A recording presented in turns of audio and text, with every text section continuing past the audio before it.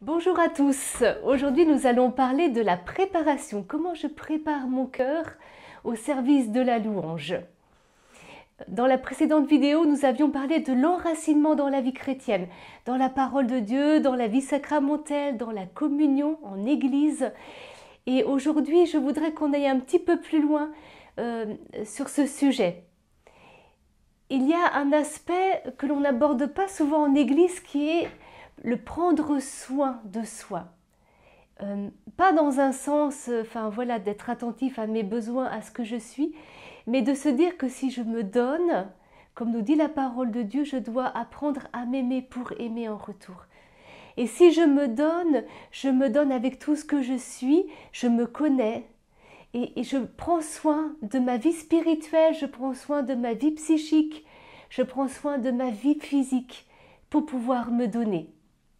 Vous voyez, il y a un juste équilibre à trouver, une façon de donner un vrai oui, de se donner vraiment parce que je sais mettre la mesure, parce que je vais savoir me dépasser quand le Seigneur me le demande, me donner à fond, tout donner pour le Seigneur et qu'en même temps, je sais aussi prendre soin de moi, repérer mes besoins, être attentif à mes besoins spirituels, à mes besoins physiques, psychiques, pour trouver cet équilibre, cet ajustement continuel que l'on a à chercher.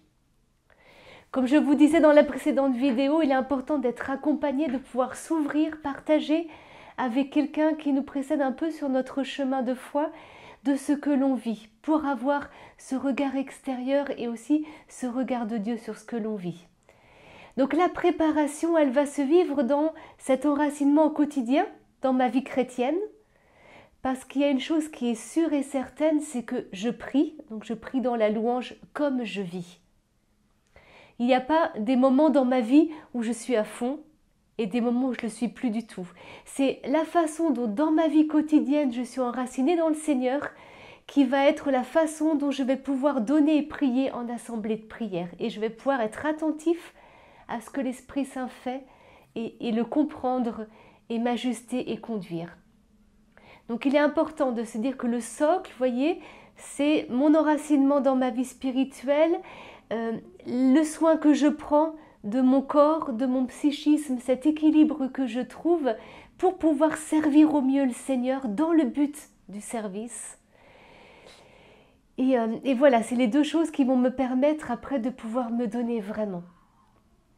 Et dans la préparation, vous voyez, il y a ce quotidien et puis il y a les temps forts, il y a les temps de mission que l'on prépare aussi dans son cœur.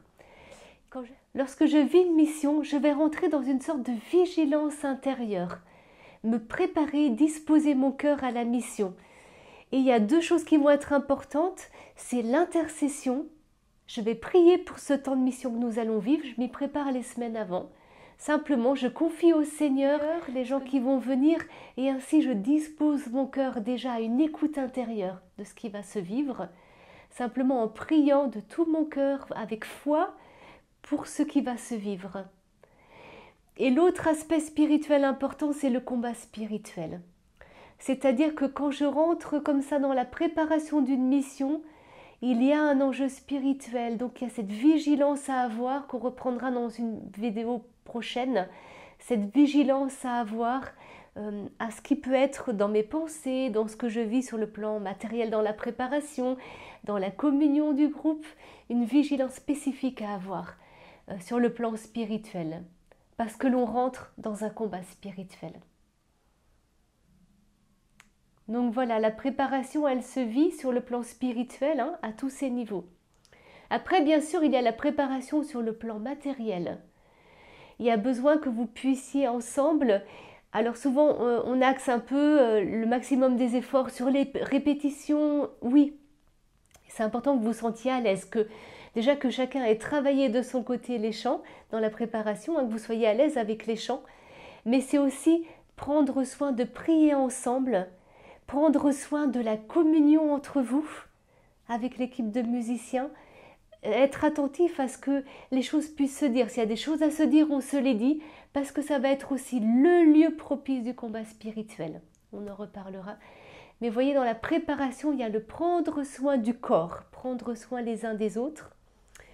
Et il faut savoir qu'en tant que musicien et chanteur, pour ceux qui portent la veillée sur le plan de la louange, les musiciens, les chanteurs, même les techniciens, enfin toute l'équipe qui va porter la veillée sur le plan de la louange, du chant, c'est vous qui en fait précédez dans la foi tout ce qui va se vivre.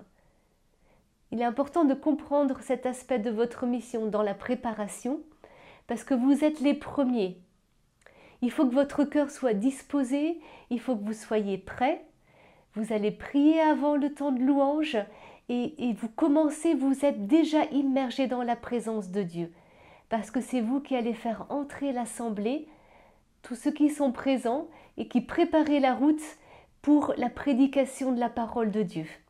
Donc cette préparation, elle est très importante pour le groupe de louange. C'est pas pendant le premier chant qu'on se dispose dans le Seigneur. Alors je sais que parfois on fait ce qu'on peut, mais d'en avoir conscience pour essayer de régler au mieux les questions matérielles, réglages, et d'avoir pleinement conscience que même si ce n'est pas parfait, on se prépare, on fait les balances, on se dispose, on se prépare, on prie, on s'immerge dans la présence de Dieu ensemble. Et après, quoi qu'il arrive sur le plan matériel, on y va. Je veux dire, on prie et on ne lâche pas la prière, on ne sort pas de la prière parce que l'enjeu, il est là. Voilà, on essaie de garder son cœur dans cette disposition-là, d'être présent à Dieu qui est là. C'est tout pour aujourd'hui. À bientôt pour la prochaine vidéo.